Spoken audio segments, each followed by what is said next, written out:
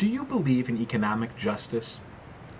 Truthfully, it's a term that makes me a little squeamish sometimes because it has come to be owned so entirely by one particular group of economic progressives that it can feel overly narrow. It can shut down conversations about important issues at precisely the moment we need to open them up. But a recent study by the Brookings Institution should be of interest to all people, whether economic conservatives or economic liberals, about an issue of economic justice of special importance to people of faith. You see, in addition to the growing trend of widening disparity between America's richest and poorest,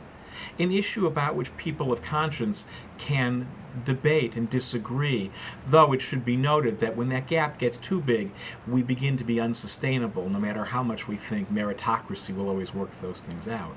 But no, the Brookings Institution has now studied something far more pernicious, not simply a growing gap between our richest and our poorest, but what they refer to as class calcification. In this massive study based on tax records conducted by 5 leading economists, it turns out that not only is the gap between rich and poor growing, but that the rich tend to stay rich and the poor tend to stay poor.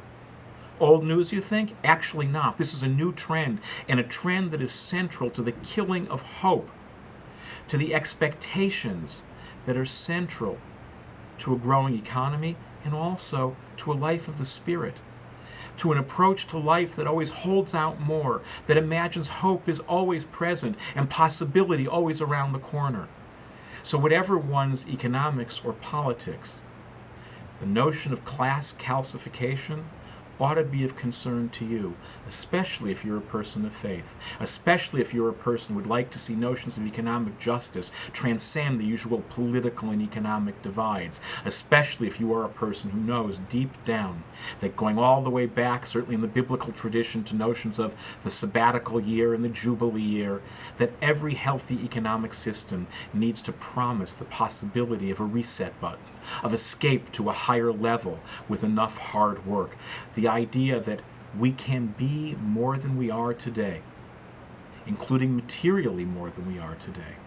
and that a truly just system makes sure that as wide a range of people have access to that hope and to that possibility